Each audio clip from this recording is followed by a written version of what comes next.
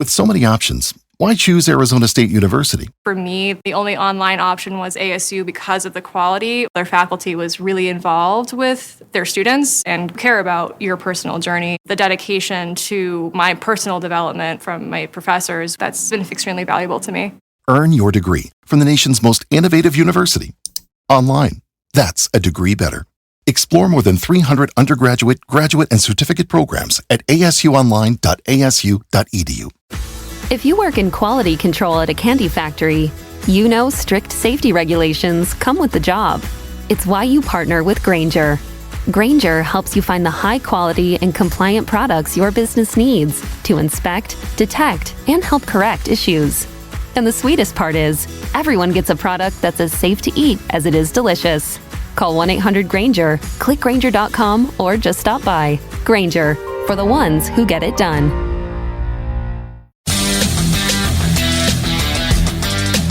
A warmer from Evo! Welcome to lovely Las Vegas for Coast to Coast Hoops with myself, Greg Hoops Peterson, now part of the Beeson Family Podcast.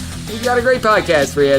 Joining me in segment number 2, we're going to have Mike Randle of FTN aboard. He does such good work taking a look at the game of college basketball. I know that he does a podcast of his own called The Screener Podcast. I highly recommend that, and just all the work that he does over there at FTN Network, whether that be the NFL, NBA, college basketball, it's always impeccable. We're going to ask him what he all made out of the weekend. We're going to be taking a look at the lay of the land a little bit in the Big 12, a little bit in the ACC, as the biggest two games there from those conferences. We are going to be previewing Virginia versus Miami, Kansas versus Kansas State. Taking a look at so much more with Mike in segment number 2. In the final segment, going to get you guys picks and analysis on every game on the betting board for this college basketball Monday as we hit some big shots. If you do have a question, comment, segment idea, what have you for this podcast, you do have one of two ways via fire those in. First one is my Twitter/X timeline at GNet_D1. Keep in mind, letters EM, they mean does not matter, so as per usual, please do send these into the timeline. And the other way, that's fine, an Apple Podcast review. If you rate this podcast 5 stars, it is very much appreciated. And from there, you're able to fire in whatever you'd like to hear on this podcast via that 5-star review.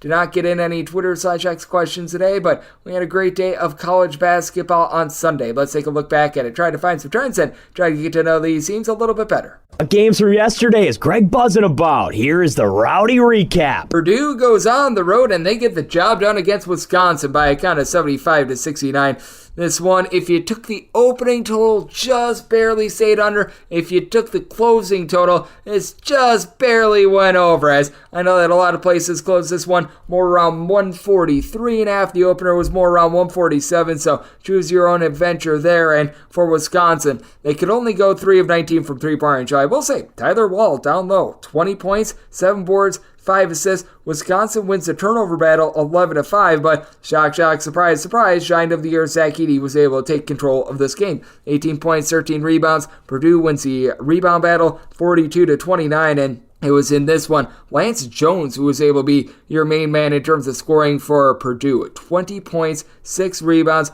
Purdue goes 18 of 23 at the free throw line to be able to salt that one away and get it done. And I know that there were some people that were a little bit distraught that Purdue was not called for a travel late in that game as well. Our DK Network write-up, hopefully this did not make anyone distraught. We had IPFW, aka Fort Wayne. They were catching some points and we did not need them. This gets us back to 60% for the season and 18 games above 500. I don't know if this is sustainable. This has been my best 90-game run with these write-ups ever, but I mean, that said, it gets the job done once again. 82-78. Fort Wayne is able to get the outright win as underdogs. Youngstown State goes just 8 of 27 from three-point range. In this one, for Fort Wayne, you had a pair of guys, Andre 3000 Roberts along with Jalen Jackson, combined for 39 points. Fort Wayne wins the turnover battle as expected. As expected, they lost the rebound battle by a count of 40-29 as CJ Burns did all that he could for Youngstown State. 15 points, 17 rebounds, but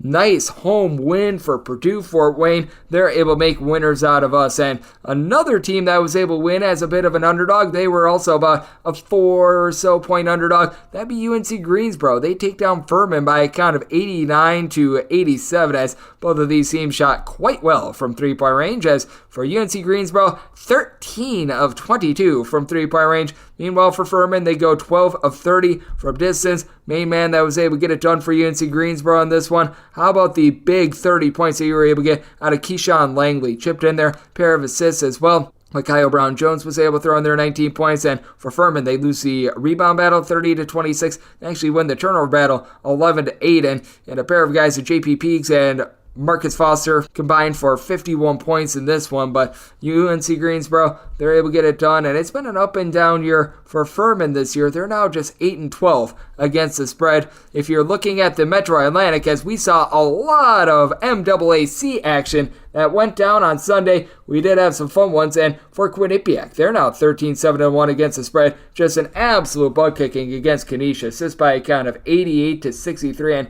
don't look now, but Quinnipiac is 18-4 straight up. I don't believe that they're as good as the straight up record is, but they completely controlled this game. As for Quinnipiac, Matt Blanich, 23 points, goes 3 of 5 from 3. Quinnipiac, 10 of 18 from distance. They win the turnover battle, 14-6. Just thorough domination from them. For Siena, it has been all sorts of awful for them this far this season. But hey, they were able to get a cover as about a 7.5 point underdog against Mount St. Mary's, 68-61. They improved to 8-14 against the spread. Meanwhile, for Mount St. Mary's, they go 5 of 14 from 3, and Siena, they were able to go 7 of 17 from 3-point range. Sean Duru-Gordon, he attempted 18 shots that had 8 points for Siena, so that was a little bit less than terrific, but for Mount St. Mary's, they themselves go 19 of 27 at the free throw line, costing them a little bit of a cover in this one, and Niagara has also been a team that's been able to make you quite a bit of money all season long. For Niagara out there in the MAAC, they are now 13-7 against the spread. Not a team that was in action on Sunday, though, as they were able to get it done on Friday against St. Peter's by a count of 68-59. But you also had on Sunday some unders that, well, they got completely blowtorched by overtime. This is just a bad beat if you had Temple plus like 10. I think that I saw a few 10.5s out there as well. This was just bad. 92-80. Tulane in overtime is able to get it done. As for Temple, they were down 67-59 with 3:32 remaining. Looks like it's going to be a little bit nip and tuck in terms of the spread. Temple's able to force overtime, and then they just completely peter out at overtime. As for Temple, they go 9 of 35 from 3-point range. You did have Jaleel White chip in there, 21 points, 15 rebounds, and for Temple, give our own to Lane Kiffin, go Owls. They won the turnover battle 13-9, but they lost the rebound battle, and for Tulane, you had 4 separate starters be able to supply at least 12 points, including 27 points out of Kevin Cross. That was all sorts of brutal, and if you had the under in this game, it was all sorts of brutal. Illinois, they get the win, but they don't get the cover, 87-84, as Illinois was actually up in this game by 10 points with about 3 minutes and change remaining. They have a chance to be able to win the game in regulation with Marcus Domask, 89% free throw shooter at the line, goes 1 of 2. Nebraska, by the way, goes 14-14 at the charity stripe, 12 of 28 from 3, but they lose this game because they got out-rebounded 50-33. Ty Rogers, 14 boards for Illinois. Illinois also loses the turnover battle 14-9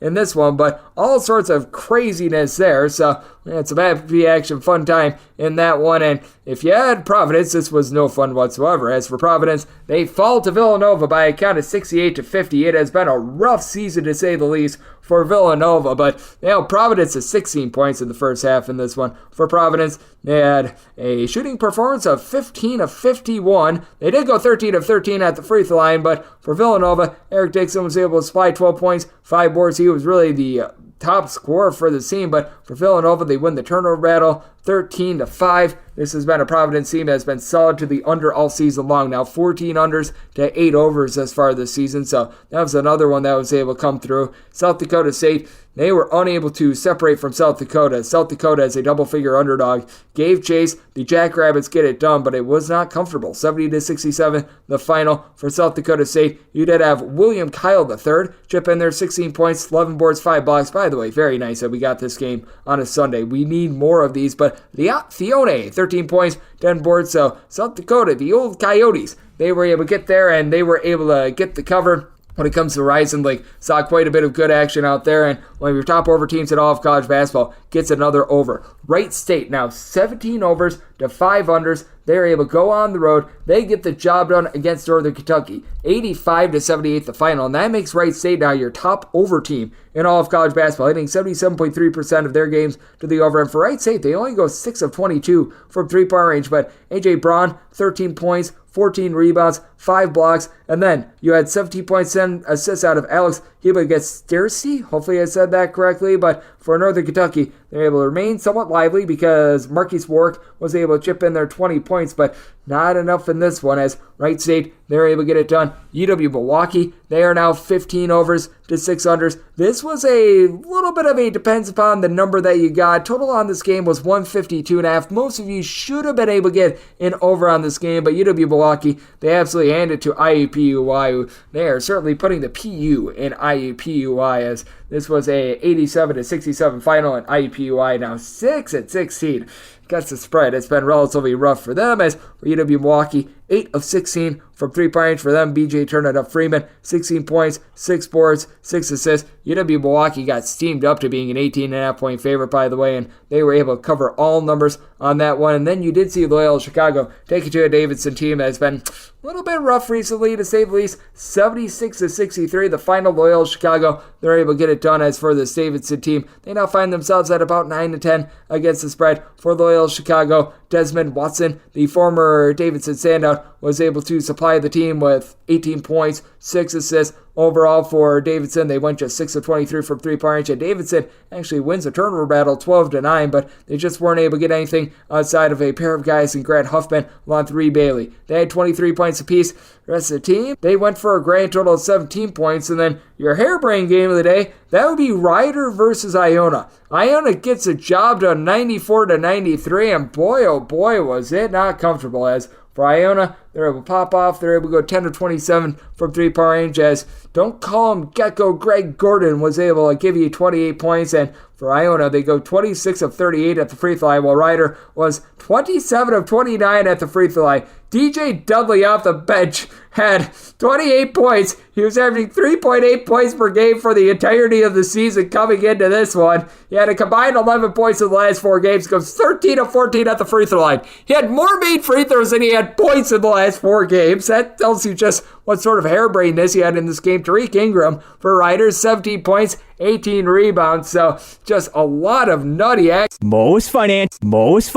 And then to wrap up the night, it was no cover for Arizona. As a matter of fact, it was not looking so great for them early on, but they were able to regroup, rally. They do get the job done indeed against Stanford by a count of 82-71. When it comes to this Arizona team, even though they were hit by a little bit of a falling knife in the first half, they were able to regroup at Stanford. Hot from 3, 14 of 33 from distance. You're able to have a 5 of 11 3-point shooting performance on Michael Jones for Stanford, and then you also had Maximine Reynaud chip in there 29 points, 6 rebounds. But man, that was able to regroup things for Arizona. Was down low. Umar Ballo, pair of blocks, 13 rebounds, 18 points, and then Caleb Love, Pell Larson, a combined 10 assists, 11 rebounds, 35 points as Arizona goes just 6 of 18 from three-point range, but they're able to win the rebound battle, they're able to win the turnover battle, so they do avoid catastrophe there. And what has been catastrophic the last 7 days in college basketball is if you've been taking home underdogs. Let's see what I did there. 45-56-1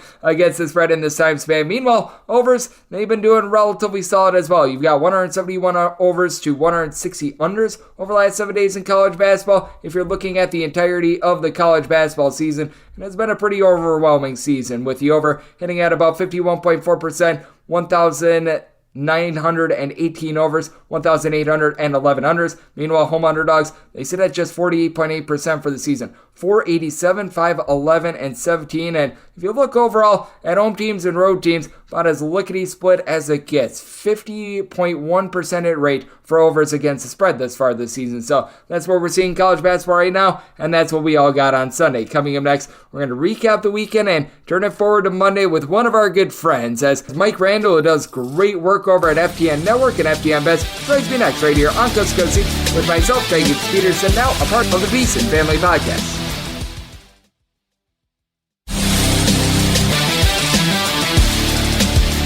Here in lovely Las Vegas for Coast to Coast with myself, Greg Gibbs Peterson, now a part of the VSiN Family Podcast, It is always great to be joined by this man. It's Mike Randle. He does absolutely impeccable work over at FTN Network, taking a look at a little bit of everything. He does tremendous work in college basketball and has his own podcast, the Screen the Screener podcast. You're able to find that wherever you hear your podcast. On top of that, he does a tremendous job taking a look at DFS when it comes to basketball. I know that he is getting set for what is going to be a very fun Super Bowl out here in lovely Las Vegas as well. And to be able to follow Mike on Twitter/X, that is at Randle Rant all together. And that podcast that he does is the Screen the Screener podcast. And it's always a pleasure to have you aboard, my friend. Thank you. Greg, I'm so mentally exhausted from what was an incredible day of college basketball. Best day that we've had by far. You include the games today, just an amazing 24 hours. It's a pleasure to talk to you after the most exciting weekend of college basketball we've had this season. It has been a tremendous college basketball season in general, and this weekend was very insane. We had so many great top matchups. I mean, we saw Tennessee score north of 100 points. We saw North Carolina versus Duke. We saw Houston fall at the Fog. I mean, there was just so much from this weekend, but were there a few teams that you did change your tenor on maybe a little bit based on what we saw, maybe not just on Saturday, but what we've seen the last few weeks in general? I have been struggling, Greg, to buy into North Carolina, only because, like you, when we're handicappers, we look for regression. So teams were just struggling to make three-pointers against North Carolina, yet their perimeter defense was not that great. It was open shot after open shot. Now, they regressed against Georgia Tech, so the question was which team was going to show up against Duke, and North Carolina just blew their doors off. Cormac Ryan has been a lot better than I thought he would be. R.J. Davis is a first-team All-American, and Hubert has done a really nice job with this team. I was impressed. They came forward to 10-1. They have a 2-game lead over Virginia in the Atlantic Coast Conference, and my theme for the weekend has basically been it's separation month because it's February. It's hard to win on the road in January, conference games, underdogs. Now we started to see some teams, even a small conference like the ASUN. Eastern Kentucky returned so many players from last year's CBI championship game that they ended up losing, I believe, to Charlotte. They were 8-0. They were 7-0, rather. They lost a tough game on the road against Queens. Big loss. What do? They bounce back against Kennesaw, win on the road. They're 8-1. They're 2 games up. So what you're seeing right now, in my opinion, is the cream is rising to the top. And we saw it again today with Purdue with a very impressive win on the road at Wisconsin. Yeah, that was a very impressive win for Purdue. And I didn't even feel any worse about Wisconsin after the game as well. I just feel like this Purdue team is a little bit of a different animal because I'm sure that you recall, much like I did a season ago with this Purdue team, they were getting by in Big Ten play, but it felt like every one of their road wins, they were winning by like 3 points, 4 points. They were winning those games, but they weren't really covering spreads. This year, what has been completely different about Purdue is that they're putting up enough points to be able to cover these spreads as well. And I think that's going to make them all the more dangerous in March because now they've got multiple ways of being able to win. Yeah, I put out on X, the more I watch this Purdue team with Zach Edey, the more I am just mystified by the loss to Fairleigh Dickinson. Because the old adage here is a preview for a month from now when the tournament starts is I don't like upsets, Greg, when a team has a reliable big. We've seen North Carolina year after year really not get upset in the first round as much because they had Tyler Hansborough, because they had players like that. When you have a reliable big as a major school, it's very tough to lose and get upset to a small school, making that loss just head-scratching. But they're resilient. They've come back. They've played well. They hit backdoor lobs to Edey. I mean, they're really dedicated here. So there is a chance that Purdue could give us a Virginia-like run after the big disappointment in the first round. Hats off to them. They've played well. You know, Painter has a lot of pressure to get this team to a Final Four, but they're growing. And Edey is just tremendous. He's a tremendous college player. He can make his free throws. He gets the rebounds. He doesn't foul. People are complaining about fouls on Purdue. They're just not there. And they're very smart in how they play. And the guards are unselfish. So really impressed with them. We'll see how it goes in March. But certainly having him inside is usually a huge obstacle to getting upset in the early rounds. Absolutely. I do think that this is just a completely different team this season, and I love what I'm seeing out of them. As joining me on the show, another man who I love what I'm seeing out of him, Mike Randle. He does great work over at FTN and FTN Bets. He is joining me right here on Coast to Coast Hoops. And Mike, I do think that's going to be really interesting to see what we do get on Monday, because one of the marquee results that we saw this weekend was Kansas being able to be at home, taking down Houston, doing so in convincing fashion. And I don't feel any worse about Houston. We'll get into the Kansas versus Kansas State game in a minute, but I felt like that was just a sort of welcome to the jungle, welcome to the Big 12 sort of game. And I'm not sure how you were evaluating that Houston versus Kansas game, but I fully expected Houston to struggle in that game. And by the time that they were able to get over sort of the nerves and jitters of being at the Fog, it was too late. Yeah, I was concerned about McCullers' injury. That's what threw me off. He was totally fine. I also thought, Greg, that Houston's defense would stop Johnny Furphy. Totally wrong about that. Really impressive job. And Houston is fine. I mean, they lost at Fog Allen, only the third time in Bill Self's career that Kansas was an underdog. I believe the last time was with Mookie Blaylock, I heard, or something like that, Stacey K. Something crazy like that, maybe when they lost at home as an underdog, but have played real well. The only thing with Houston, they'll be fine. I am starting to worry, Greg, about their free throw shooting. I mean, at some point they have to make these free throws because a lot of what they do on offense is grittiness, toughness, dribble penetration, getting to the line. If Houston can shoot 73, 74%, that's fine. But right now they're shooting 67.6% from the free throw line. That's 312th in the country. For a team that is not great on offense and doesn't have a lot of standout 25, 28-point players on offense, that does concern me slightly. However, I don't give them any bad marks for losing at Kansas, which of course is the toughest place to play in college basketball. And big win for Kansas. If they lost this game, Greg, they would have had 4 losses in conference, I believe, probably would have been knocked out because they would have been behind several teams. But don't look now. They're 6-3. They're tied with Houston. They're in first place because they have the head-to-head. Kansas is back again. You just can't kill them. It's impossible. Yeah, this Kansas team has been absolutely remarkable, and the offense just looks so much better with Johnny Furphy as well, because my biggest gripe with Kansas is it felt like they were like a 3.5-man team a few weeks ago, and I think that Johnny Furphy might be one of the most impactful players in all of college basketball, because I felt like the one missing ingredient with this Kansas team was just having just one more guy to be able to contribute, and I feel like this is really the missing link for them. Yeah, that would be a great article to write about which players we think have made a huge impact this year, the most valuable impact, if you will. We saw another one in AJ Store today with Wisconsin, who just gives them a dynamic that they did not have. But Furphy's been great. He's young, he's wiry, the name that's maybe a little odd. People just expect him to eventually not perform. He hustles, he has a nose for the ball, he can shoot the lights out, he's unselfish. He's the perfect complementary player. And it's funny because Kansas wanted Cam Spencer, didn't get Cam Spencer, so they went Nick Timberlake. That wasn't working out. What happens with Bill Self? Here comes Johnny Furphy, and now all of a sudden we're finally back to normal. So those role players have really been essential. Hats off to them. Great win. They are 6-3 in conference tie with Houston, 1 game ahead of Iowa State, Baylor, and Texas Tech. What a race in the Big 12. Yeah, it is a tremendous race, and I do think that with the Big 12, it is going to be very hot and heavy moving forward, and a team that is really sliding with regards to the Big 12, that'd be Kansas State. Kansas State has been very fortunate to get some of the wins that they've had because they've had 4 games already go to overtime this season. And right now, taking a look at the game that we've got for Monday, it is Kansas, about a 5.5-point favorite across the board. Totals between 143.5 and 144.5. And I want to get your thoughts on this game because I do think that this spread is relatively correct. I like the opener of 4.5 with Kansas, but I feel like it's starting to get away a little bit. But with the way that Kansas State is playing, I'm very inclined to look at the under in this spot with the way that their defense has actually been pretty rock solid and the way that their offense has been pretty non-existent. Yeah, I don't like that 5.5 number. It's just historically for years now, when I see it with a conference game favored on the road, I get extremely nervous. It's sort of a number that gives me chills just for whatever reason. But Kansas State has really struggled this year. Look, I think every coach goes through this. Jerome Tang had a fantastic first season at Kansas State. Couldn't have won any better. Much like Hubert Davis. And then there was some regression and some change. And Jerome Tang is going through it, and he's experiencing it.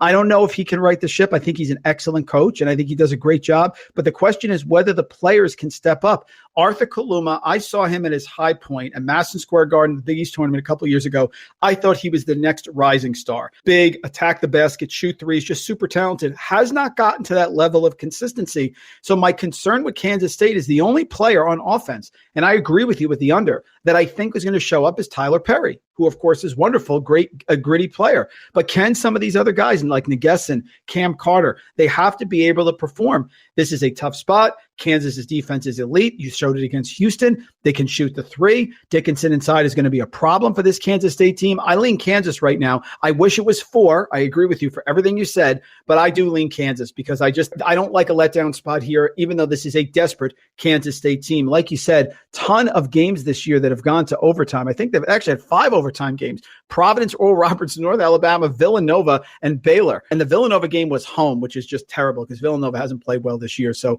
I'm going going with Kansas, lean to the under as well. Yep, when it comes to Kansas, I do feel like this number is starting to get up just a little bit too high. Like I said, I like the opener, but man, I could see this game very easily being played in the high 60s, low 70s. I think that Kansas State's way to be able to hang in this game is by being able to make this game a little bit more sloppy, a little bit more yucky, and I fully expect Kansas State to be trying to do that. As joining me on the show, we do have Mike Randle, who does great work over at FTN Network, joining me right here on Coast to Coast Soups. And the other big game that we've got that's going to be going on Monday is this Virginia versus Miami game. And we have seen the opener get hit a little bit, as the opener was Virginia being a 4-point favorite. This has shot up to a lot of places being 5. I'm still seeing 1 or 2 straight 4.5s out there. What do you make out of this sort of a spot with a Virginia team that they have been a completely different team home to road? And I need to be quite frankly honest with you. I recognize Virginia won that game on Saturday at Clemson, but I've had to evaluate this team so differently when they are out there in their home-friendly confines rather than what they do at the road. Yeah, call me Lucy with Charlie Brown with the football, Greg. I am going back to Miami here.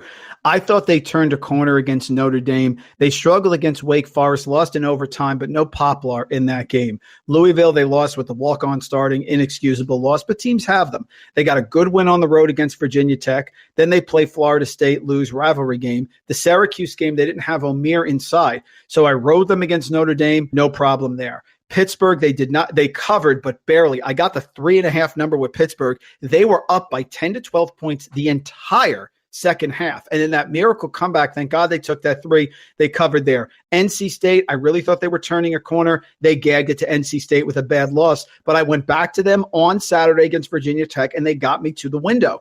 I believe in this Miami team. If I told you that there was a team in February that you wanted to believe in that had a great coach in Jim Larinaga, that had a great big in O'Meara, that had players who could make 3-pointers, that had depth, that had athleticism, that had NBA-like talent, and had experience, Miami checks all of those boxes. On the other side for Virginia, I have been arguing with Virginia fans the entire year. Greg, Ryan Dunn is not a lottery pick. He is a really solid college player. He's a great college defender, but he cannot score. Ryan Dunn in the game against Notre Dame, which they did not cover in that game, 27 minutes, no points, 0 of 1 from the field. That is not a recipe to beating Miami. I get it that they're tough at home, and I get that their defense is superior, but I don't see Isaac McNeely going for 7 threes against Miami. He'd have to do that. I don't see Reese Beekman, who lets the game come to him, taking this game over. And Ryan Dunn, like I said, is not ready for this athleticism. So call me crazy. I am going back to Miami again in this spot, even though it's Virginia, because I believe that the positive regression is coming with this team, even though I can't blame you if you think otherwise, because they haven't been super consistent, going 4-5 in their last 9 games. Now, if this can be a number that gets up just a little bit more, because I personally set my number at 5, I'll be with you on Miami as well. I feel like this is actually a pretty proper number right now, just because this is a Virginia team that's different at home, and Miami does lack a little bit on the road. But I also do like the over in this spot, because I do think that Miami's going to be able to hit some threes, and there's no doubt about it. If there is going to be one edge for Miami, it's down low. No Chad O'Meara as Virginia. Other than Ryan Dunn, they don't have a single guy that gives you north of 4 rebounds per game, and that's really the big kryptonite with this Virginia team. And just looking at the lay of the land in the ACC, I do think that this is big for that second tier, because I felt like those top 2 teams that are atop of the ACC, Duke versus North Carolina, they're very clearly number 1 and number 2. If you want to throw out there another team, you let me know, but I feel like that is pretty clear. But this tier 2 in the ACC with Miami, with Virginia, with Pittsburgh,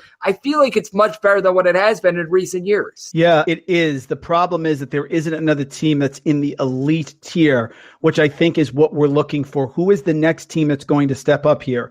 Look at Miami's resume. They are 15-7. Their non-conference schedule is terrible. Strength of schedule 178. They are 1-3 against quad 1 and 6-2 in quad 2. And they're 7-1 with a horrific quad 4 loss. I mean, that loss was just a pitiful against Louisville. Really going to hurt them. So they need another win. This is their spot. So the question is, can Virginia? Duke is great, of course. I think that they'll bounce back at home. NC State is fighting. Wake Forest, really great at home, struggles on the road. So you're looking for another team to pop up here. But, Greg, if they all cannibalize each other, how many teams are getting in? Carolina's in. Duke is probably in. Outside of that, I don't know. If Miami beats Virginia and then doesn't get consistency, I'm not sure if they're getting a third team, which is crazy. So this is a chance for Miami to step up here against Virginia and really grab some wins. And, oh, by the way, Who do they have at home on Saturday? North Carolina. So it's a critical stretch for them here. Who's going to step up? It could be Virginia. It could be Miami. It could be NC State, Carolina, Duke, and who is the other team? Yeah, and some of the bottom feeders as well, they've been able to step up as well. Notre Dame hasn't been able to get a lot of straight-up wins, but they've been a whole heck of a lot better this year. And I thought that they were going to be Louisville is still bad, but at the same time, I thought that they were going to be even a little bit more atrocious than they are this season as well. So really like what I'm seeing out there in the ACC. And Mike, I'll pose this to you. I recognize that's a really small slate for Monday. We ran through the biggest of the two games. Is there anything else that you might be taking a look at, whether that be a bet that you might be placing, or maybe it's not a bet that you're placing, but just a game that you have your eye on, and perhaps if the line does move, perhaps it does become a bet? Yeah, I like this Eastern Washington team under David Riley. They're 8-1. They have a 2-game lead in the Big Sky. Their losses are to Montana State and Washington, but they've pretty much destroyed everyone else. I struggle when they play the team for the second time. They played Portland State at home, drilled them 91-57. Now they're playing them away. So watching which teams can actually get a sweep of their conference opponents, because that solidifies them to me as a legit contender, a team that can really make some noise. Last one I'll give to you is the MEAC, of course. Diehards like you and I are the only ones who watch that. Norfolk State, 5-1 here in conference, playing Maryland Eastern Shore. That game is away, always tricky. But again, this is a game that they should take care of business. So I'm looking for teams that I think are the best teams in their conference to see if they can really solidify that opinion and become a dangerous Cinderella in an early round game if they make the tournament. That's my focus here on the rest of the slate on Monday. Yep, the Monday slate is relatively small. Wish they had a little bit more, but we are going to be getting those big games, and you mentioned a few other diamonds in the rough, and I too do like Eastern Washington as well. This is a team with size. They're able to stroke it from three. Not quite the same when they're away from home, but facing a Portland State team that's not been good at being able to guard the three-point arc, but a man that does a little bit of everything and does so also well. That'd be you, Mike. You do a tremendous job over at FTN Network. I know that you're getting geared up for what is going to be a massive Super Bowl week. You do a tremendous job on the college basketball front. You do great work with DFS on the NBA and so much more. So let the good people at home know it's all on tap for you and how people can follow along on social media and other platforms. Yeah, I'm on X at Randall Rant. Join me right now. Come over to FTN Bets. We have great stuff going on. FTN Fantasy, FTN Bets, getting you ready for the Super Bowl. And my college basketball pick show, Tuesday, Wednesday, Saturday. What I do is I give you my favorite picks early in the show, and then we just go around and get as many picks as we possibly can in sides, totals, games I'm trying to avoid, and we interact with you. So if you have a question, you have a pick that you like, come to the show. It's 2 o'clock on Wednesdays and Thursdays and 9:30 in the morning on Saturdays. Come join me, throw in some picks. You'll get responses from people in chat and myself, and we'll just have some fun as we get ready for the greatest sporting event that exists. Not the Super Bowl, it's the NCAA tournament. Oh, it certainly is. And there are so many great sporting events as well. The World Series is the one that I like, but nothing does compare to the NCAA tournament, in my opinion, as well. We're getting closer and closer, but some of the best days of the year are these just big, giant college basketball Saturdays as well. Mike does such a good job taking a look at this sport that we all know and love. A big thanks to Mike for joining me on Cuz Hoops, now part of the VC Family Podcast. And coming up next, it is that time of the podcast to give you picks and analysis on every game on the betting board for this college basketball Monday as we hit some big shots.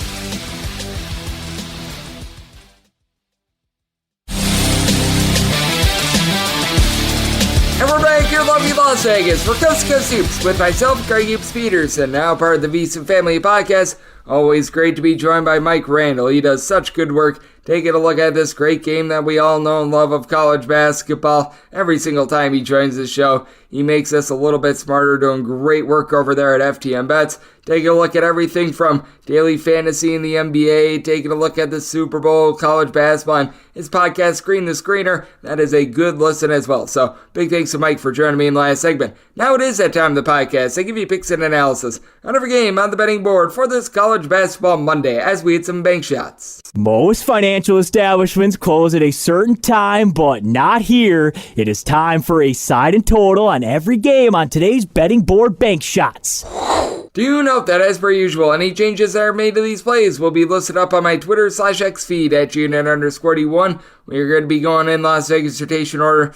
The games involving the bigger conferences are up first, so that's the ACC Big 12 and then the Big Sky is up front. Everything else is going to be at the bottom in time order in the extra games. So that's the way that things are broken down today, and let's get things started with 871, 872 on the betting board. Miami is on the road facing off against Virginia. Virginia is a favorite of between 4.5 to 5 points. Open up at 4 total on this game, and between 131 to 131.5. I set my line at 5, so the opener of 4 to 4.5 was a take for me. Here at the 5, it's a little bit more of a wait and see. If this gets north of 5, I would advise to play on Miami. I personally like the opener of Virginia being about a 4 to a 4.5 point favorite, as Virginia is just such a different team when they're at home rather than when they're in a road/neutral environment. As for Virginia, they're giving up darn near 20 points fewer per 100 possessions at home rather than in a road/neutral environment. And this is a Virginia team that is very much built around being able to generate turnovers. This has been a team that's been in the top 25 all season long with regards to turnovers forced on a per possession basis, and they do face off against a Miami team that they have been very strong with regards to their offense. They're 47th in the country in terms of points scored on a per possession basis, but they're another team that has had a little bit of an issue when they've been away from home, scoring about 11.4 points fewer per 100 possessions in a road/neutral environment rather than when they are at home. Now, this is a Miami team that is one of the best at being able to hit threes in all of college basketball. They are shooting as a collective 38.1% from three-point range, but take a look at their top 6 scorers. 5 of them are shooting north of 38.2% from three-point range, so you've got really well-balanced three-point shooting on this team, but this is also a Virginia team that they themselves are so much better from three-point range when they're at home rather than in a road/neutral environment. And with that Miami three-point shooting, by the way, they're shooting 39.6% from three, more like 35.6% from three away from home as well. Some pretty big splits there, but for Virginia, they shoot 39.7% from three-point range at home, 33.3% in a road/neutral environment, and biggest issue that you're going to have with Virginia is down low. This Virginia team is well outside the top 225 with regards to rebound rate, having only one player that gives you north of 4 rebounds per game. That'd be Ryan Dunn, who's looking to get her done. He's been able to give the team 9.5 points, 7.3 rebounds per game. He does chip in there 2.2 blocks, 1.6 steals per contest. And then when it comes to Nochat Omier, he should be able to win that battle down low for Miami. 19 points, 9.8 boards. But you do have Reese Beekman on the flip side for Virginia. He, along with Dunn, have been able to combine for a little bit over 4 steals per contest. Beekman is able to give you 6 assists to just 2 turnovers per game. Virginia, top 30 team in the country with regards to turnovers on a per possession basis, while Miami does have those 12.5 turnovers per contest. And then when it comes to this Miami bunch, you do have Matthew Cleveland along with Nigel Pack being able to pack in there about 15 points a piece per game as well. So these guys have been able to do a rock solid job with that regard. But I do take a look at this spot, and I do think that with Virginia, they are going to be able to generate some turnovers, even though they're going to be a little bit outgunned down low. This has been one of the better home defenses in all of college basketball with regards to Virginia. When they do leave home, that is a little bit of an issue for them. And as we know, with this Virginia team,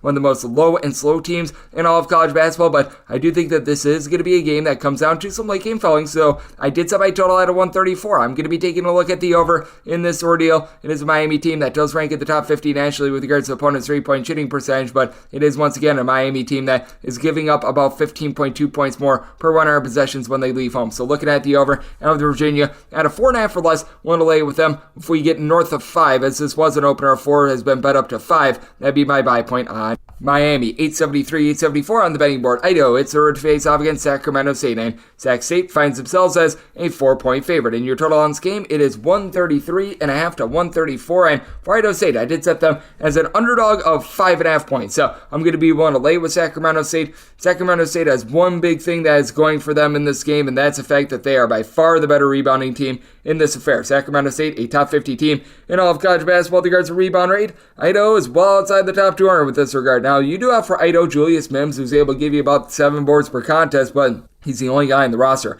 that gives you north of 3.5 rebounds per game, so they're going to be completely lambasted with that regard. Now, I will say for Idaho, they don't do a bad job of being able to take care of the ball. They're turning the ball over about 11 times per contest. It's not amazing. It's not terrible. And then when it comes to this Idaho bunch, you're going to need to be relying upon just a whole is greater than the sum of its parts approach when it comes to being able to put the ball in the basket. You do have Mims, who I was mentioning before, giving you about 12 points per contest, along with Quinn Dinker, who's been able to give you 12.5 points, chipping in there at 3.5 assists per contest. Coupled with that, you've got D'Angelo Minnis, who's able to give you about 3 assists, 10 points per game, but even though Sacramento State does have a tough time holding on to the ball, the Sacramento State team, they are in the bottom 30 nationally with regards to turnovers on a per possession basis, and they themselves only generate 4.5 steals per game in terms of steals force on a per possession basis, one of the worst teams in all of college basketball. But they're also not going up against an Idaho team that's going to be putting on there a whole bunch of ball pressure themselves. Idaho is clocking in 223rd in all of college basketball with regards to turnovers forced on a per possession basis, and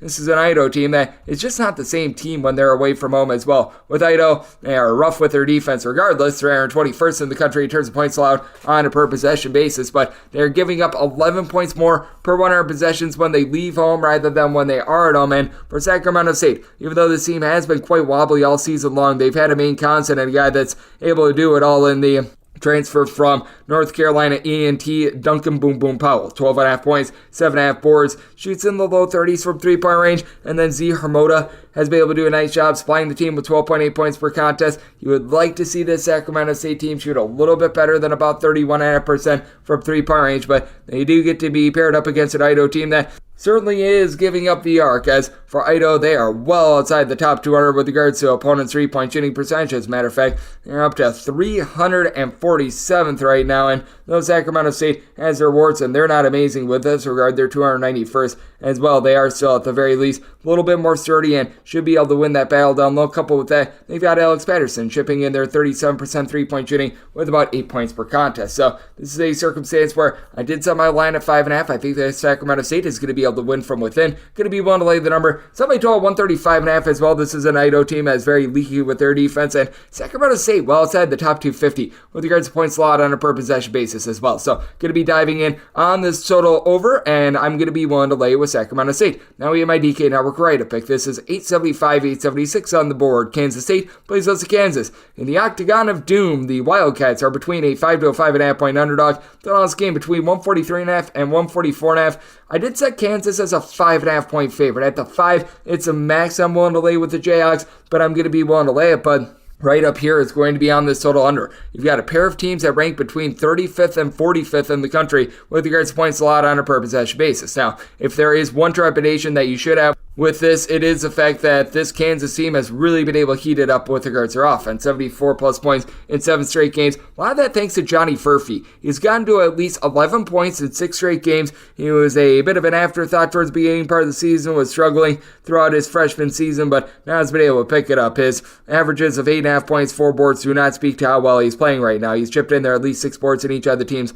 last 5 games. He's shooting 43% from 3 as a 6'9", do-it-all sort of player, but this is a Kansas State team that has been able to do a really good job of holding up with regards to their defense as well. This Kansas State team, they are in the top 20 nationally with regards to opponents' field goal shooting percentage, and then the Jayhawks are allowing opponents to shoot 39.7% from the floor. That ranks 10th in all of college basketball. You couple that with the fact that neither of these teams, I think, are going to be able to get a lot of second chances. With Kansas, they are grabbing a offensive rebound on 26.3% of their missed shots. That's 194th in all of college basketball. They are also 50th in the country with regards to defensive rebound rate away from home. Now, if you look at Kansas State, they are overall a top 45 team in the country with regards to their offensive rebound rate, but I do think that that's going to be neutralized a little bit. And for Kansas State, this team has just been turning the ball over way too much. They are 348th in the country with regards to just ball control, turning the ball over on 20.9% of possessions, nearly 15 turnovers in total per game. And for Kansas State, they're only shooting 30.8% from three-point range at home. That is 303rd in all of college basketball. You do have some do-it-all players out there. Arthur Kaluma has been tremendous for Kansas State. 14.5 points, 7 boards, shooting 37% from three-point range, and he is really the only player on the roster that has given you north of 15 points this season that is shooting above 32.5% from three-point range. As you've also got Ty Perry and Cam Carter, who have been able to combine for about 30.5 points per contest. 2 of them have been able to combine for 7.5 assists, 3 steals per game. So, I mean, these guys have been able to do a pretty solid job there. But for Kansas, I do think that Hunter Dickinson being able to generate his double-double with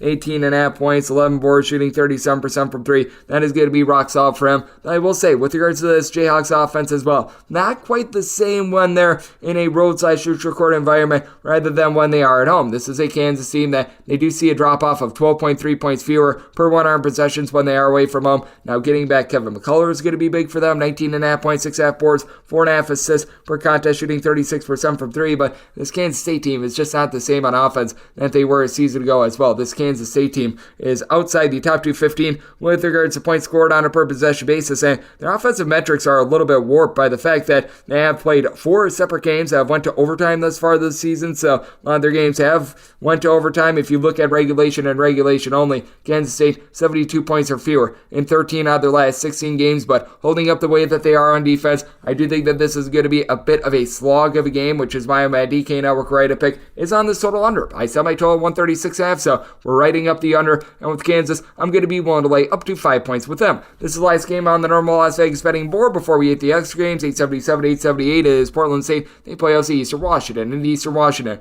does find themselves as 3.5 to 4 point favorites. Your total on this game is 147. I did set Eastern Washington as a favorite of 5.5 points, so here at less than 5, I'm going to be willing to lay this number. It is a Portland State team that has been really taking on a holds greater than the sum of its parts approach. Last season, they had Cam Parker, was a do-it-all sort of point guard, and this season, they don't have a single guy that really gives you north of 12 points or 3 assists per contest. As a result, this has been a Portland State team that has been rough with regards to their offense. Now they are scoring about 10.9 points more per 1 arm possessions at home rather than in a roadside-neutral court environment, and for Portland State, you do have KJ Allen, who's been able to supply the team with 11.5 points, 6.8 boards, and he does shoot 44% from 3-point range. All in all, it is a Portland State team that is shooting about 33.3% from 3-point range. You've been able to get some good facilitation out of Ishmael Habib. Habib has been able to give you about 3 assists, 10 points per contest, so like what he's been able to bring to the table. Coupled with that, you've been able to get some relatively solid rebounding out of just the whole being the greater than the sum of its parts. As for Portland State, out of your top 6 scorers,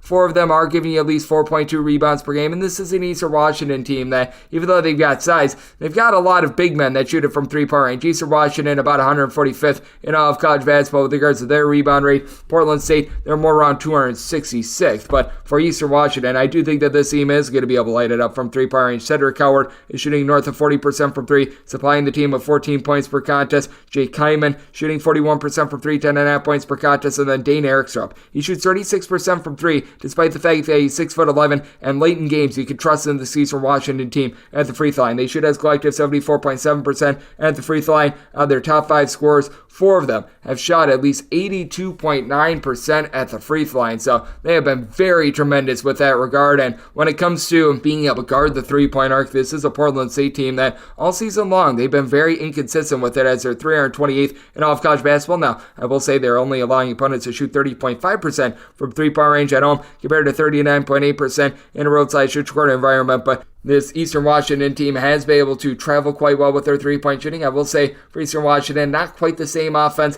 when they're away from home rather than when they are at home. This is a bunch that they're scoring about 21 points fewer per 1 arm possessions in a roadside shoot court environment rather than when they are at home. A lot of that does have to do with some of the turnovers that they have been having, the fact that they don't get as many second chances, but still, this is an Eastern Washington team that they still shoot north of 35% from 3-point range away from home. That is closer to 43.7% from 3-point range at home. And against a Portland State team has been quite leaky with regards to perimeter defense. I do think that Eastern Washington goes on the road and gets the job done in what I think is going to be a high-scoring game. This is an Eastern Washington team that's well outside the top 225 with regards to points allowed on a per-possession basis. And when it comes to Portland State, they leave quite a bit of something to be desired defensively as well. Portland State, 164th in the country with regards to points allowed on a per-possession basis, especially with that perimeter defense not being too tremendous. I do think that Eastern Washington goes on the road, gets it done in a game that I think is going to involve a little late game fouling as well. So my line at 5.5, going to be willing to lay up to 5 with Eastern Washington, and I'm looking at this total over. Now let's hit the extra games.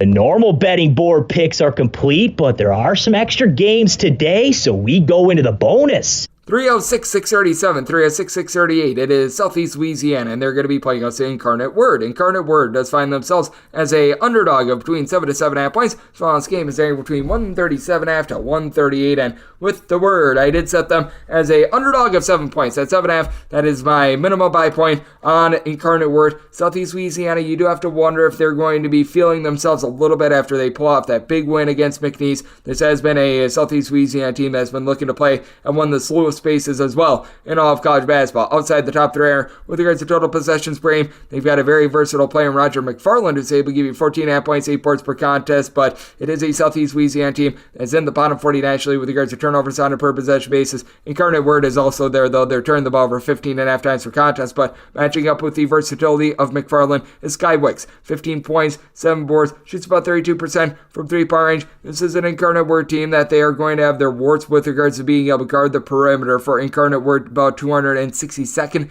in all of college basketball with regards to opponent's three-point shooting percentage, but Southeast Louisiana proves correct the theory. Just because you play slowly doesn't mean that you play good defense. They are 270th in all of college basketball with regards to opponent's three-point shooting percentage, 283rd with regards to points allowed on a per possession basis, going up against the Incarnate Word team that has very similar defensive metrics, 291st in all of college basketball with regards to points allowed on a per possession basis. I do think that this Incarnate Word team, with getting back Avery Anderson and being able to give the team 12 points per contest after he missed the first 10 games of the season, that is going to be very big. Sean Robinson has been in and out of the fold for this team, but he has just returned for this bunch, had 5 points, 5 boards in their win over the weekend against New Orleans. I think that that'll keep them lively against a Southeast Louisiana team that they've got some relatively okay three-point shooting. Nick Caldwell at 6'8", is able to pop it from 3, and the Southeast Louisiana team has been able to get to the 70-point plateau in 3 of their last 4 games, but this Incarnate Word team, though they have been leaky with their defense, they've scored at least 74 points in 3 out of their last 4 games. And I do think that Incarnate Word is going to be able to hold in there against a Southeast Louisiana team that's going to look to slow it down, but I do think that you get enough scoring here for this game to be able to go over, and I think that this game is snug enough for late game felling. I set my line at 7, so at the 7.5, taking the points with Incarnate Word, made my total 141 as well, so also looking over. 306, 639, 306, 640. It is Nicholls playing us to Northwestern St. Northwestern St does find themselves as an underdog with 6.5 to 7 points, totals between 143 and 144. I set Nicholls as an 8.5 point favorite. I'm going to be willing to lay the number with Nicholls. This team has had a rough time with regards to their defense outside the top 240 with regards to points allowed on a per possession basis, but the one thing they do very well is guard the perimeter. 63rd in all of college basketball with regards to opponent's three-point shooting percentage, while Northwestern State more on 159th with this regard. But even though Northwestern State has been a little bit better with their offense recently, it's just still very hard to trust a team that overall for the season, in terms of points scored on a per possession basis, they are well outside the top 300 with this regard. They have been able to find a little bit more in terms of their ancillary guards, but injuries have really derailed this team. They were supposed to have Addison Patterson. He was a top 15 junior college recruit. He was injured before the season even started, so Cliff Davis has had to be Mr. Do-It-All, giving the team about 15 points on 40% three-point shooting. But for Northwestern State, they're a mid-tempo team that's turning the ball over about 14 times per contest, and they have to go up against a Nicholls team that has all sorts of versatility. You've got 2 guys in Jamal West along with Deontay Smith who have been able to do a good job, both standing right around about 6'6", 6'7", combining for 31.2 points. Between the two of them, 14.5 boards. Smith shoots 38.5% from 3 and also chips in there 2.4 steals per contest as well. In terms of the backcourt itself, it's a little bit rough for Nicholls. They have been turning the ball over about 13 times per contest, but they do shoot as a collective about 34.5% from 3-point range. Nicholls does see a drop off of about 10.5 points with regards to points scored on a per possession basis when they're on the road, so being at home is very big for them. Meanwhile, this is a Northwestern State team that, to their credit, they're only scoring 1.2 points fewer per 100 possessions away from home rather than at home, but they're still 312th in the country with regards to points scored on a per possession basis, and Northwestern State just really doesn't stand a chance on the glass. They don't have a single guy down low that's able to give you north of 5 rebounds per contest. Northwestern State as a collective, they are 317th in the country with regards to rebound rate. Typically, that's the kryptonite of Nicholls at 320th, but that will not be unearthed in this one. I do think that the main versatile bigs of Nicholls going to be able to win out in this one, which is why I did set Nicholls as an 8.5 point favorite. I'm going to be willing to lay up to 8 points with them. I did set my total at 144.5. Northwestern State has been able to find a little bit more with their offense recently. It's a Northwestern State team that has gotten to at least 68 points in 3 out of their last 5 games. Meanwhile, they have given up north of 70 points in 3 out of their last 4, and it's a Nicholls team that they themselves scored 78 plus in 4 of their last 5 games. So, looking at the over, and I'm going to be willing to lay with Nicholls. 306, 641, 306, 642. It is Delaware St. They play us a Howard. Howard is in a pick'em game / find themselves as a 1-point favorite. Total is 140.5 with Howard. I did set them as a favorite of 3 points. So, as a pickup / a 1-point favorite, I'm going to be willing to ride with Howard. Howard is going to have by far the best player out there on the floor, and that'd be Seth Towns, a former Ivy League Player of the Year, has done a tremendous job supplying the team with 15 points, 6 boards at 6'9". He shoots 35.5% from 3-point range. For our team, that as a whole, they do shoot about 35.5% from distance. This is a Howard team that needs to clean up the turnovers, 15.5 per contest. They are a bottom 75 team in all of college basketball with regards to turnovers forced on a per possession basis. That's a big reason why they're outside the top 200 with regards to points scored on a per possession basis, but only scoring 2.2 points fewer per 100 possessions when they're away from home rather than when they are at home. And this is a Delaware St team that is 338th in the country in terms of points allowed on a per possession basis. Now, Delaware State might have the best defense in this conference, as Howard, they leave a lot to be desired there, 259th in the country with regards to points allowed on a per possession basis. Delaware State, meanwhile, they are 89th, and this is a Delaware State team that does rank in the top 100 nationally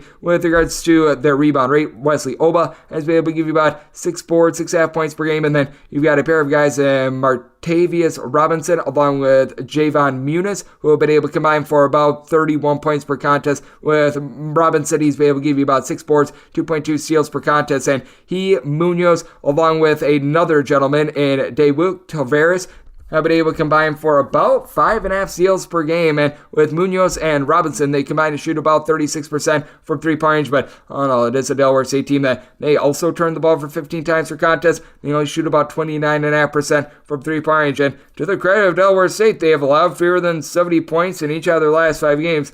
Problem is they've only pulled out 2 of them because they themselves have exceeded the plateau of 67 points just once. This is a Howard team that has actually played a little bit of better defense recently, 66 points or fewer, surrendered in 3 of their last 4 games. And if you want to go to the barrier of 72 points, they have given that up or less in 5 out of their last 6 games. So a very interesting affair here. Both of these teams do rank in the top 100 with regards to total possessions per game. And I do think that this is going to be a game that gets cranked up tempo a little bit more, especially with Bryce Harris for the Howard team, chipping in there 16 points, shooting 39.5% from three-point range. It is our team that I do think is going to be allowing quite a few open looks from three-point range as well. Howard, in regards to opponents' three-point shooting percentage, they allow opponents to shoot 36% in a road/shoot record environment, and Delaware State 342nd in the country with regards to opponents' three-point shooting percentage. So I did set my total at a 145. I'm looking at the over, and with regards to Howard, I made them a 3-point favorite. So going to be diving in on Howard on this pick'em line and going to be looking at the over. 306.643, 306.644. It is South Carolina State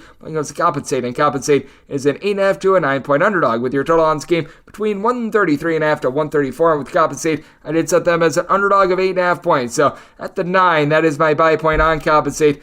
Coppin State is a bottom 5 team in all of college basketball with regards to points scored on a per possession basis, but Coppin State is a top 200 defense in all of college basketball with regards to points allowed on a per possession basis. They allow opponents to only shoot about 32.5% from three-point range, and this South Carolina State team, they have a tough time holding on to the ball. They're turning the ball over 15 times per contest. Though South Carolina State is a little bit of a better offense than Coppin State, it's really hard to not be a better offense. It's not like it's that much better. South Carolina State is well outside the top 300 with regards to points scored on a per possession basis as well. And I will say for South Carolina State, they are registering about 19 points more per 100 possessions when they are at home rather than in a roadside-shoot record environment, but the South Carolina State team doesn't have a single guy that averages north of 9 points per contest. Trio of guys in Wilson Dubinsky, along with Davion Everett, Mitchell Taylor, that they've all been able to combine for about 25.5 points per contest. Everett is able to give you about 7 boards per contest, but this team shoots 30% from 3, 66% at the free throw line. Meanwhile, Justin Winston for Coppin State, he's been able to give you about 13.5 points, 5 boards for a Coppin State team that turns the ball over 16 times per contest.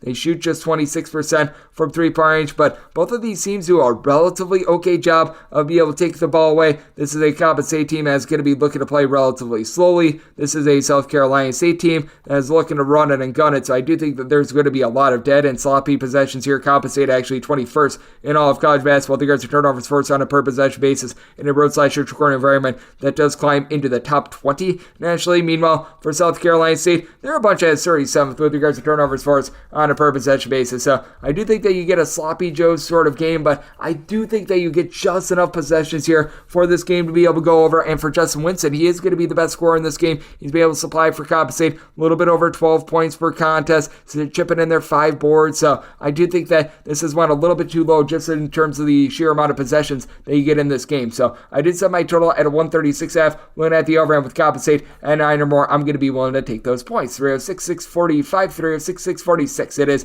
New Orleans, and they play Houston Christian, and Houston Christian does find themselves as a 4.5 to a 5-point underdog, seeing a 5.5 5.5 out there as well. Total on this game between 160.5 and 161. I did set New Orleans as an 8-point favorite. I'm going to be willing to lay the number. Last time these two teams squared off, New Orleans lost on the road in a day where Houston Christian shot north of 60% from three-point range. This Houston Christian team overall is shooting about 28% from three-point range overall for the season, actually up to 29.3% thanks to what happened this weekend, but still a bottom 40 mark in all of college basketball for Houston Christian. This team has really not been able to get things clicking on offense all season long, while New Orleans has not been able to get things clicking on defense all season long. For Houston Christian, despite the fact that they're a top 25 team with regards to total possessions per game, they're just 354th in all of college basketball with regards to points scored on a per possession basis, 324th in terms of points allowed on a per possession basis, going up against a New Orleans team that's just ghastly with their defense. New Orleans 351st in terms of points allowed on a per possession basis, and it's because they have absolutely nothing down low. Jamon Vincent is right now their top rebounder. He stands only about 6'4", supplying the team with about 6 rebounds per game, but for New Orleans, they have by far the best scorer out there on the floor. That would be Mr. Justin Johnson, 21.5 points on 39% three-point shooting, going up against the Houston Christian team that does rank at the top 100 nationally with regards to opponents' three-point shooting percentage. The problem for Houston Christian is that this team just gets absolutely bludgeoned down low. You've got Caleb Bolson-Rouse, who's able to give you about 11 points per contest, so I do think that stylistically this is not the world's worst matchup for Houston Christian, as you've got a pair of guys that are able to do a nice job combining for about 16 to 17 rebounds per game, and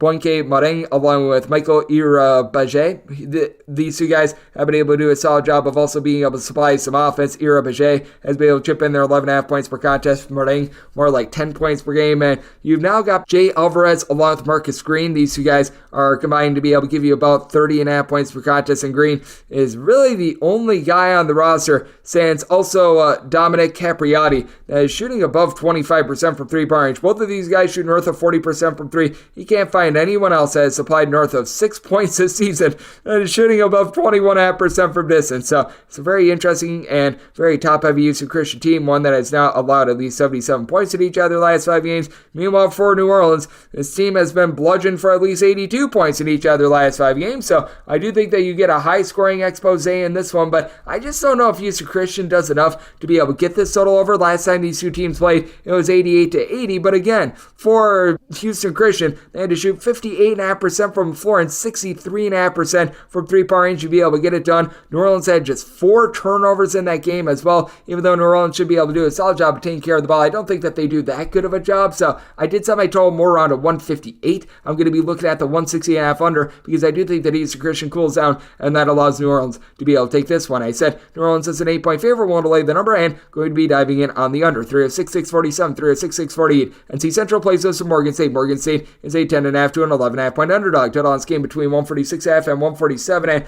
with Morgan State, I did set them as an underdog of 10.5 points. So here at the 11.5, I'm going to be willing to take these points. It is a Morgan State team that has been outside the top 275 in terms of both points scored and points allowed on a per possession basis, as well as being a bottom 50 team with regards to their rebound rate. But they've been dealing with injuries all season long. Now they're finally starting to get a little bit more healthy, as Rob Lawson is back at the fold, who's giving you about 8.5 points. He's been the main facilitator with 4 assists per contest, and then Winston Tabbs, your top scorer, was out for 5 games. He's back, giving you 16.5 points on 38% three-point shooting. Was a double-figure scorer at Boston College many years ago, going up against an NC Central team that has done a really good job of being able to take away the three-point arc. NC Central, 94th in all of college basketball with regards to turnovers forced on a per-possession basis, as they do generate a turnover on a little bit north of 21% of possessions when they're at home this season. But for NC Central, they're also allowing opponents to shoot 21.4% from three-point range as well. So they're just as likely to generate a turnover at home as they are to allow a opponent to be able to hit a three-point shot that they take. So that's pretty insane. You've got an NC Central team that they themselves are going to get bludgeoned on the glass while outside the top 250 with regards to rebound rate. Emmanuel Izabuner is right now your top rebounder with about 5.1 rebounds per game, but got a nice threesome in Fred Cleveland, Po' Boy King, Jadarius Harris. Between these 3 guys, you have been able to get just over 45 points per contest. Harris is able to shoot about 39% from three-point range. With regards to NC Central, you don't have a lot outside outside of those main three, but that is a very powerful main three. But with Morgan State, despite the fact that they're still probably going to be without Miles Thompson, he's been out for really the entirety of the season. You are going to be able to hold up down low with Allen Amadou, who's been able to give you 6.5 rebounds per game, chipping in there at least 7 boards in 4 of the team's last 5 games. So I do think that in this spot, Morgan State being a little bit undervalued with the reinforcements coming back, and I do think that NC Central going to do a solid job holding up defensively. It's a Morgan State team that's playing a little bit slower this year than a season ago. In last 3 seasons, Morgan State has been a top 75 team with regards to total possessions per game. They've slowed that down just a touch this season, so did set my total 144.5, diving under and at 11 plus, taking those points with Morgan State. 3 at 6.649, 3 at 6.650. It's Maryland Eastern Shore playing us to Norfolk State, and Norfolk State does find themselves as an 8 to an 8.5 point favorite. Your total on this game is between 129 to 129.5. With Norfolk State, I did set them as a favorite of 8 points at the 8.5. That is my buy point on Maryland Eastern Shore. The Shore has been a bottom 10 team in all of college basketball with regards to points scored on a per possession basis, but I do think that they're going to be able to do an okay job down low because you've got Troy Hupstead, who's been able to give you 13 points, 8.5 rebounds per game. Other than Javani Darden, who's able to give you about 5.2 rebounds per game, you just have absolutely nothing down low for a Norfolk State team that's in the bottom 20 nationally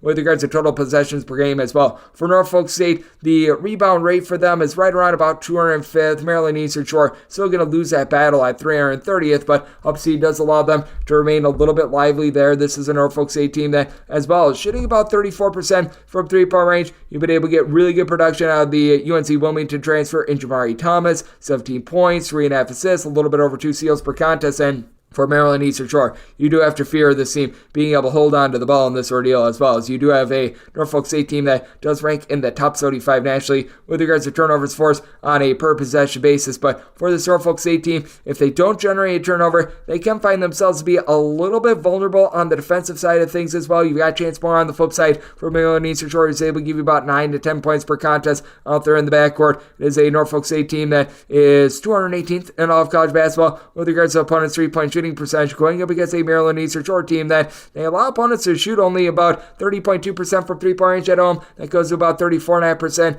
in a road/neutral court environment. So I do think that Maryland Eastern Shore is going to be able to hold in this game. I do think that it's going to be a low-scoring slog, especially with Norfolk State outside of Thomas not getting a lot of 3-point shooting out of the likes of Christian Ings, Ellen Bentren. They've been able to combine for 19 points per contest, but not shooting the way that they have in past years for Norfolk State. They're riding a 5-game win streak, but they have scored 68 points or fewer in 3 of their last 4 games against a Division I team. Meanwhile, for Maryland Eastern Shore, though this team has been having a rough go of it with regards to their record overall, they've lost 4 out of their last 5. Only one of these losses was by more than 10 points. They've been able to do a good job defensively, allowing 67 points or fewer in each of their last 4 games. So I do think that this is going to be a low-scoring bleeder. I did set my total at a 134, as I do think that this is going to be a game close enough for late game felling, and I do think that Norfolk State is going to be able to turn defense into offense with those steals. So looking at the over, but at north of 8, going to be willing to take the points with the short. 306, 651, 306, 652. It is Alabama A&M playing us Bethune Cookman. Cookman is a 1.5 point favorite. Totals between 147.5 to 148. I did set Cookman as a 2.5 point favorite. I'm going to be willing to lay the number. Bethune Cookman, a top 25 team in all of college basketball with regards to turnovers forced on a per possession basis, going up against an Alabama A&M team that literally does not have a player that gives you north of 3.8 rebounds per game. Where you really want to attack Bethune Cookman is down low. They're a team that is one of the worst in all of college basketball with regards to rebound rate, but Alabama A&M has absolutely nobody to rebound the ball. Now, the good news for them is that after beginning the season out of the full, Cameron Tucker has returned after missing 9 games. He's been able to give the team 4 assists, a little bit over a steal per contest, but additionally, with this team, you've got one guy shooting above 33.3% from 3-point range, and he only generates 4.6 points per contest in Caleb Blackwell. So you don't have a lot of outside shooting. You've got no rebounding whatsoever. And for Alabama A&M, they're 16.5 turnovers per game in terms of turnovers per possession. That's one of the worst marks that you're going to find in all of college basketball. For Bethune-Cookman, they were dealing with an injury to Zion Harmon, but he's back to the fold as he, along with Deshaun Dyson, you're able to throw in there as well Jacoby Heedy. These guys, the 3 of them have been able to combine for in that neighborhood about 44 points per contest. Hedy's really the only guy that shoots above 30% from 3-point range, shooting about 34% from the outside. But this is also an Alabama A&M team that doesn't do a great job of being able to guard the perimeter. 354th in all of college basketball with regards to opponents' 3-point shooting percentage. Yeah, Bethune-Cookman, they're clocking in 277th themselves. But for Bethune-Cookman, they're actually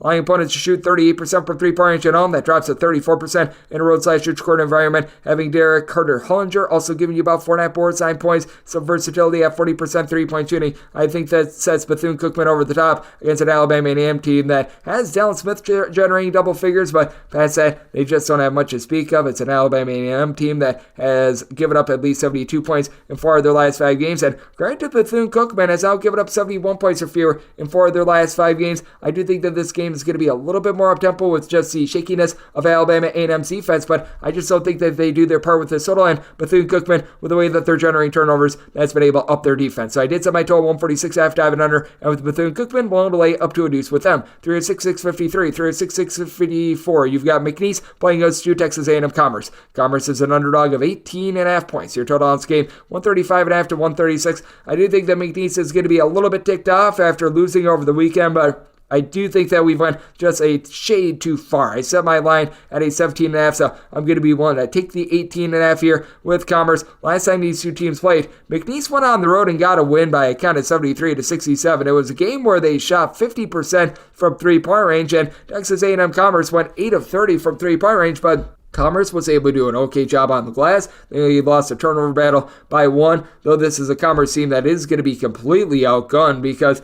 with Commerce, this team is in the bottom 40 in all of college basketball regards to their rebound rate. This is also a Commerce team that they generate about 8.5 steals per game. Both of these teams have been able to do a solid job of being able to generate some turnovers. Now with the McNeese, they've got much better ball control. McNeese is a top 30 team in all of college basketball with regards to turnovers committed on a per possession basis on offense, but when it comes to the Texas A&M Commerce team, they are 79th in the country with regards to turnovers forced on a per possession basis. Meanwhile, this is a McNeese team that they're clocking in 16th in all of college basketball in this regard, and McNeese certainly has a bit more firepower on their roster. Shahada Wells has been able to give you 18.5 points per contest. You're able to get a double-double out of Christian Schulmade with about 14 points, 10 rebounds per contest. You don't have a single guy on Commerce that's able to give you north of 4.5 rebounds per game. You've got Jerome Brewer along Kalen Williams combining for about 29 points per game, and you'd like to see Commerce shoot a little bit better than 31.5% from three-point range, but this is a defense that, though it is very, very shaky from time to time, it's been able to come up big in some large spots. It is a Commerce team that's about 261st in all of college basketball with regards to points allowed on a per possession basis. Going up against a McNeese team that has been relatively rock solid with this regard, 77th in the country in terms of points allowed on a per possession basis, and very interestingly,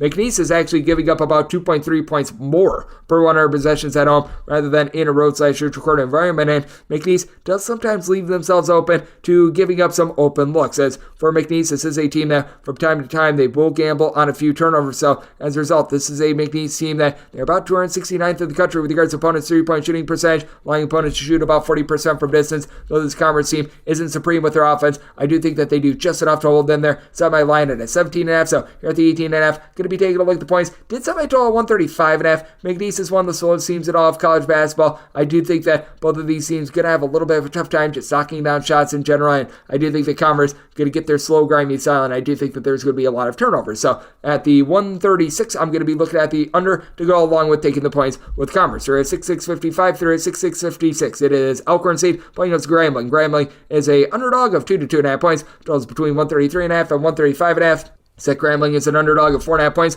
I'm going to be willing to lay with Elkhorn State. Grambling coming off a really nice win over the weekend against Jackson State, but this is still a Grambling team that certainly has their warts with being a bottom 100 team with regards to turnovers on a per possession basis on offense. They're still outside the top 300 with regards to points scored on a per possession basis, while allowing opponents in a roadside-neutral environment to shoot 38.8% from three-point range, going up against an Elkhorn State team that's still well outside the top 300 with regards to points allowed on a per possession basis. But for Elkhorn State, ever since conference play has began, I'm not saying that this team has been amazing by any stretch of imagination, but they've been one of their better SWAC defenses, and it's because Jeremiah Kendall has been able to do a nice job down low. He is supplying the team with 16 points, 7 boards per contest. With Grambling, you do have Jonathan Aku, who's able to give you about 6 rebounds per game, and with Elkhorn State, you really don't have a lot outside of what you're able to get down low from Kendall, but still, in terms of rebound rate, both of these teams are a little bit more even up than I would have expected. Grambling, they are clocking in with the regards to their rebound rate, about 307th in all of college basketball. Meanwhile, Alcorn State, they're more around 226th. For Grambling, you've got a team that just really doesn't do a good job of taking care of the ball with 13.5 turnovers per game. They shoot 30.4% from three-point range, with having Katavian Dozier along with Antoine Burnett combined to shoot about 34.5% from three-point range between the two of them. You're able to get about 23.5 points per contest, and Burnett is out chipping in there about 6 boards per contest. But for Alcorn State, you do have a nice flood of guards that they all just operate very well in terms of Jeremiah Grambel, Brian Joshua being able to combine for about 23.5 points per contest. Gambrell shoots 41.5% from three-point range. As a whole, Alcorn State only shooting about 33% from the outside, but they've done a nice job being able to cut down on those turnovers. They're only turning the ball over 12 times per contest. And for Alcorn State, in terms of points scored on a per possession basis, they're 272nd in all of college basketball, but generating 14 more points per 100 possessions at home. I do think that Alcorn State going to get to a Grambling team that, call it what it is, it's been relatively rough with regards to their offense, so it is a spot where I set Alcorn State as a favorite of 4.5 points. I'm going to be willing to lay the number, and in terms of this total, I did set mine at a 140.5 because Grambling has been so rough with regards to their defense, so going to be taking a look at the over, and I am going to be willing to lay it with Alcorn State, 306-657, 306-658. It is Alabama State. They play us to Florida A&M, and A&M does find themselves as a 7.5 to an 8-point underdog. Your total on this game is between 137 to 137.5, and with Florida A&M, I did set them as an underdog of 6 points, so here at the 7.5 to 8, I'm going to be willing to take those points with Florida A&M. The big thing for Florida A&M is that they have not been playing at full force for the entirety of the season, but now that they've been able to get Mr. Jalen Spear into the fold, this team has been a little bit different offensively. Spear is right now averaging 19 points, 5 assists on 45.5% three-point shooting. He's been able to get past a 19-point plateau in 4 of the team's last 5 games. Now, it comes with a whole bunch of turnovers, as he has committed a grand total of 19 turnovers in the team's last 4 games, but he's going up against an Alabama State team that they themselves just don't have a lot of firepower with regards to their offense. Now, credit where credit is due, Alabama State might be the best SWAC defense that you're going to be able to find in this conference. They leave quite a bit of something to be desired on offense. 348th in all of college basketball in terms of points scored on a per possession basis, and for Alabama State, they're actually scoring in terms of a per possession basis 10.5 points fewer per 100 possessions at home rather than when they are away from home. But this is an Alabama State team that they've stepped up. They're about 110th with regards to points allowed on a per possession basis. And in terms of turnovers forced on a per possession basis, they are a top 40 team in all of college basketball. It's Madlock squared for them, as you've got the father, Tony Madlock, coaching up his son, TJ, who's been able to give you 16 points, 2 assists, 2 steals. Doesn't necessarily shoot it well from three-point range. That's why you've got CJ Hines, who's been able to give you about 38.5% three-point shooting. Alabama State as a whole, 38.5% is what they're shooting from the floor. That is a bottom 30 mark in all of college basketball, but have been able to get some nice versatility out of Mike Octave, who's giving you a little bit over 5 points, 4.6 boards per contest, so love what he's been able to bring to the table. And for Florida A&M, on top of what you're able to get out of Spear, you've been able to get about 13.5 points, 6 boards out of Keith Lamar. Lamar is shooting about 39% from three-point range. And for Florida A&M, despite the fact that this is a bottom 10 team in all of college basketball with regards to their points allowed on a per possession basis, they are now shooting about 36.5% from three-point range. 14.4 turnovers per game might be a little bit costly, but it's not like Alabama State does an amazing job with regards to hitting the glass. We're in 57th in the country with regards to rebound rate. Florida A&M should be able to play relatively even up here at 286th. And with the way that Alabama State just does not put the ball in the bucket, I'm going to be willing to take the points for Florida A&M, set them as an underdog of 6 points. And I do think that this is going to be a little bit more of an up-tempo game ever since Spear has come into the fold for Florida A&M. Their defense has been awful. They've given up at least 70 points in each of their last 5 games, but this team has also been able to get past the 80-point plateau in 3 of their last 5. Meanwhile, you've got an Alabama State team that they themselves have been able to blow past 72 points in 2 out of their last 4 games. So, did set my total 144 looking at the over, and I'm going to be willing to take the points with Florida A&M. 306-659, 306-660. Jackson State is going to be playing us to Southern, and Southern does find themselves as a 1.5 point underdog to a pick'em. Your total on this game is saying between 143.5 and 144 with Southern. I did set them as an underdog of 2.5 points. I'm going to be willing to ride with Jackson State. Jackson State is going to have a nice do-it-all player in Ken Evans leading the way with about 19 points per contest, chipping in their 3 assists, 5 boards on 42% three-point shooting, and really both of these teams have good alpha dog scorers, as Tayron Joseph on the flip side has been able to supply 20.5 points.